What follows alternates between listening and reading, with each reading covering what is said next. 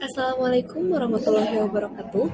Perkenalkan, nama saya Nurul Asyifa dengan NIM 2001524 dari kelas 5 S1 Keperawatan. Pada video kali ini, saya akan belajar dengan teman-teman tentang apa itu ransel TBC sebagai salah satu cara penanggulangan penyakit TBC di kalangan anak-anak usia sekolah. Mari kita simak video berikut ini. Sebelum kita membahas lebih lanjut tentang ransel TBC, pertama-tama apakah teman-teman sudah tahu bagaimana TBC dapat terjadi pada anak? Jadi TBC pada anak terjadi karena anak menghirup bakteri Mycobacterium tuberculosis yang berada di udara.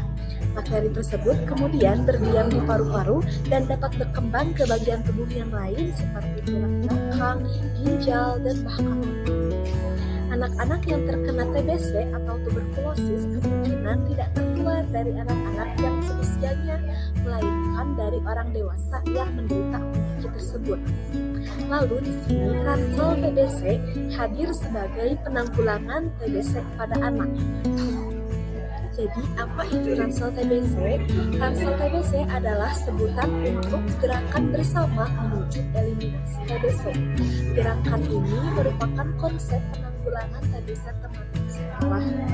Implementasi ransel TBC ini akan dilakukan melalui upaya promotif dan preventif TBC di sekolah-sekolah dengan edukasi atau sosialisasi secara masif mengenai TBC itu sendiri.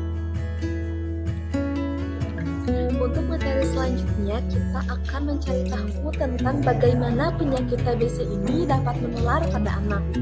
Seperti yang sudah saya paparkan di slide sebelumnya, bahwa anak-anak yang terkena TBC atau tuberkulosis ini kemungkinan besar tidak tertular dari teman-teman yang sebagiannya, melainkan dari orang dewasa yang menderita penyakit tersebut. Jadi, penyakit TBC ini bisa menular melalui kontak erat yang terjadi dalam jangka waktu yang lama. Dan infeksi bakteri ini bisa menyebar melalui uap air pernafasan, baik itu saat pasien batuk-batuk dan bersin-bersin.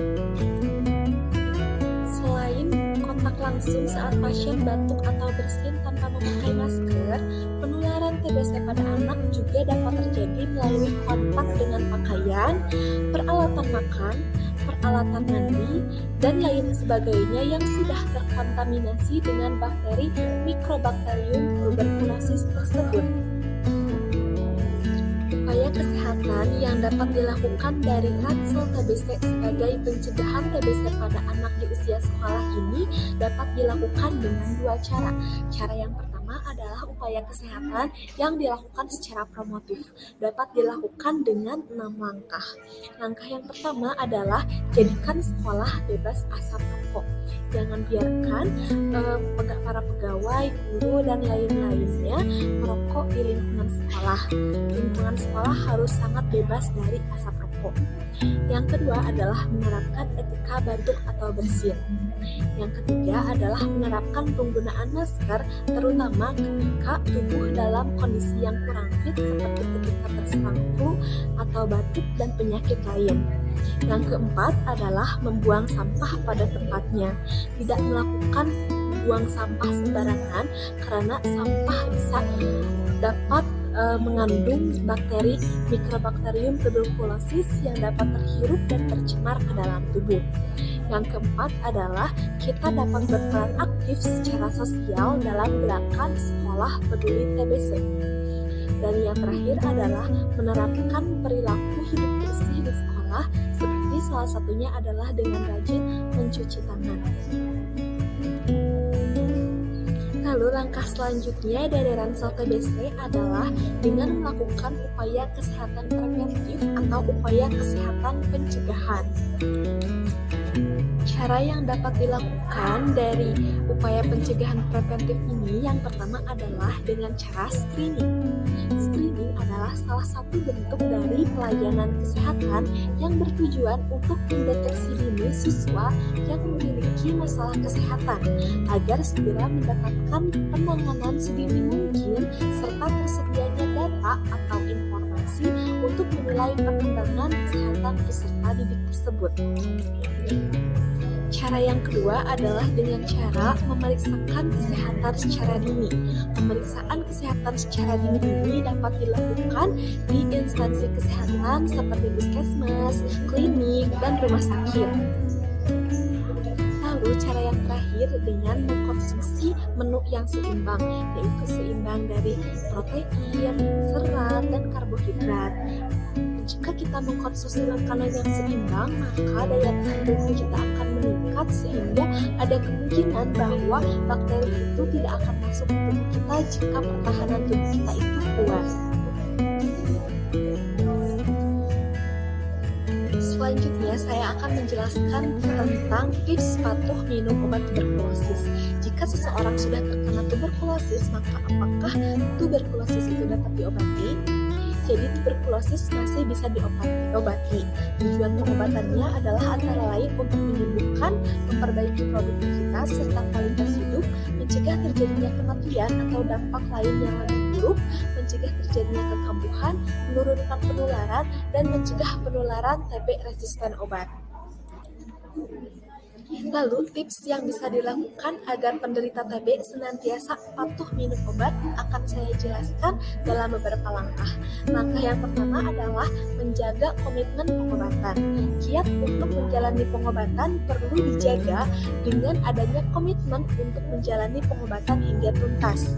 Sebelum memulai pengobatan, selain diinformasikan tentang penyakit TBC tadi, pasien juga perlu dipastikan bersungguh-sungguh dan serius untuk menjalani pengobatan hingga sembuh.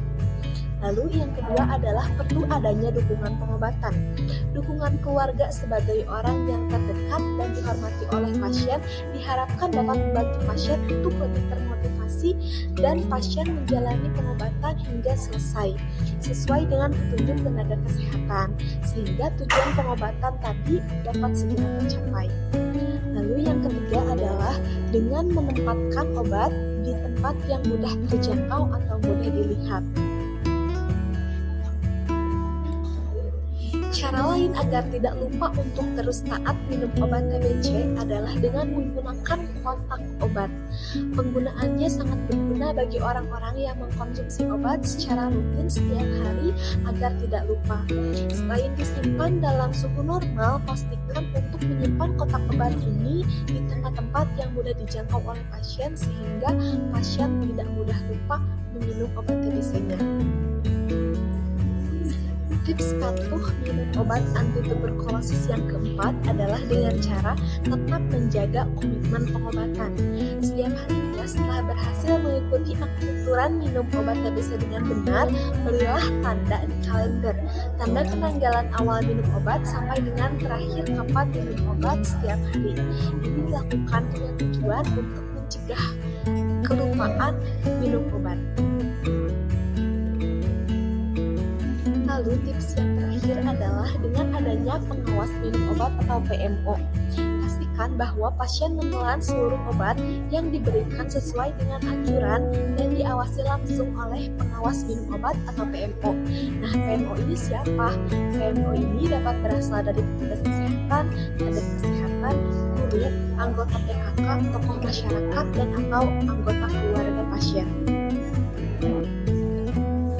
Baik teman-teman, kita semua sekarang sudah berada di akhir video. Mungkin cukup sekian materi yang dapat saya paparkan. Semoga pemaparan materi melalui video yang saya sampaikan hari ini dapat bermanfaat untuk teman-teman untuk meningkatkan pengetahuannya dalam mencegah dan dalam penanggulangan TBC melalui rangsangan TBC dan tips untuk minum obat anti tuberkulosis.